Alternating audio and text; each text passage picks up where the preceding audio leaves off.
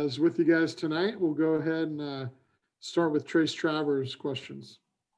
Oh, I thought Jeff was in the queue before me, but yeah we'll mix it up a little bit. All right, Cam, good to see you this evening. One thing everyone has mentioned about the last 2 days of practices is that they've been very spirited, maybe even more so than the past couple of weeks. What have you seen in that regard? I've seen practice just be a lot more energetic. After a loss, obviously, you got to go back and reevaluate everything we've been doing because obviously how everything's been wasn't enough. So one thing was the energy at practice needed to be stepped up. So I would say just the energy and the focus during practice is a lot higher. People drawing at each other a little. I think that's what we need as a team to be more competitive during the week. So it's normal during the weekend. Yeah, and is there a specific way you guys, like, it's kind of hard to bring energy out of nothing when you're practicing. Is there a specific way you guys pump yourselves up, or is it just because you got a more senior-laden team that you're able to bring the energy level up a bit easier now? I think it's just the side effects of everything. Obviously, coaches we're tackling a lot more, not fully tackling, but instead of tagging up on people, we're thudding up, just making contact because obviously during the game our tackling wasn't good enough. So that alone will bring energy, just having contact, hearing pads, the sound of pads collisioning. And I just think just coming off a loss, everything is going to be a lot more energetic and people are going to be a lot more excited to be out there to get that feeling of the loss up off of you. So I think that's the biggest thing. We just want to win. So the energy has to be there. You have to practice with the most effort possible. Awesome. Thank you. And now we'll go to Jeff Ferrata. Jeff? Thudding up. I like that, Cam. That's pretty cool. Thudding up, huh?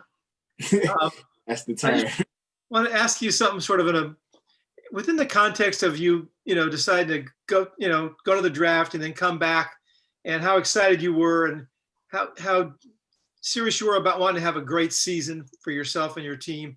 And then all of a sudden you have your first game canceled, and your second game's canceled, and then you guys don't play well when you finally get a game. What's that been like for you to digest, and what have your emotions been through this stretch?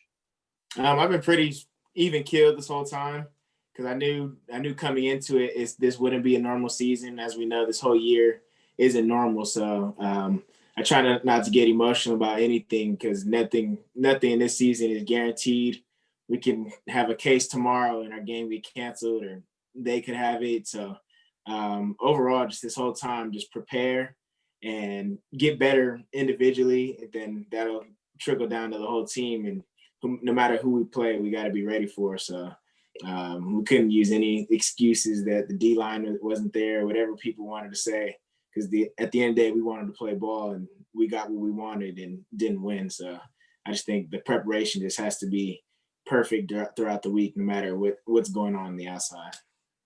And clearly you're devoted to this, but has this been weirder even with all the cancellations than even you could have imagined when you were maybe thinking about not playing way back in the summer?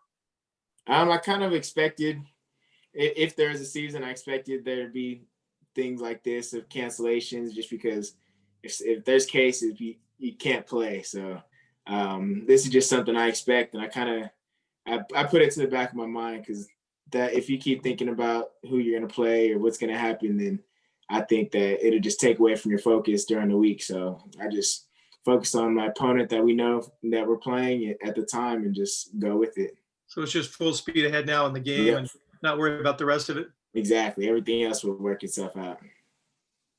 Thanks, Cam. Okay, we'll go back to Trace Travers. Yeah, they had up at Oregon State, they have a couple new wide receivers from what I've seen. What have you seen from that position group? I think just overall, the whole group is a solid group of receivers. They spread the ball around a lot, and I really respect their run game. I think that's the biggest part of their offense. They have really good running backs. So it's going to be a fun game as a DB, being able to cover a lot of different guys and being able to compete against solid receivers. Awesome. Thank you. Go to David Bush from Bear Insider. Well, I also was going to ask a little bit about Oregon State. What do you remember about their receivers from last year? I remember they had Isaiah Hodgins. Obviously, he was the big name guy last year, and he was leading the Pac-12 in receptions and stuff like that. So that was our big target to cover last year. And I just know that overall, besides their personnel, I know they have a really good offensive coordinator, and their offense is pretty complex. So we just have to be on all of our keys over anything.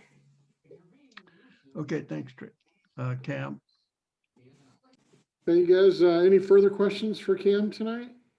I'll give you a couple more seconds here to, if you do, to let me know in the chat. Cam, I think you